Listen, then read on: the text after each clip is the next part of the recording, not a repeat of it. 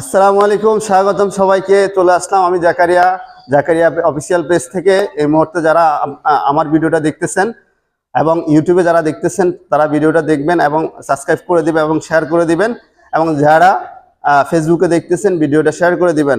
আসলে দীর্ঘ অনেক দিন পরে গ্রামের বাড়িতে আসলাম। ঢাকা শহরের পরিবেশটা আর ভালো লাগে না। ইট পাথর দেওয়ালে হ্যাঁ দম বন্ধ হয়ে যায়। গ্রামের পরিবেশে আসলে প্রাকৃতিক যে সৌন্দর্য, এই যে আমার পাশেই কৃষ্ণচূড়া একটা গাছ আছে, বিশাল দুইটা গাছ আছে আমাদের কলেজের গেটের মুখেই। খুব সুন্দর পরিবেশ, খুবই ভালো লাগতেছে। পাখিরা কোলাহল করতেছে, হ্যাঁ পাখিদের গান শোনা যাচ্ছে। আসলে এইসব পরিবেশটা আপনারা যখন গ্রামে আসবেন, গ্রামে আসলে আপনারা বুঝতে পারবেন।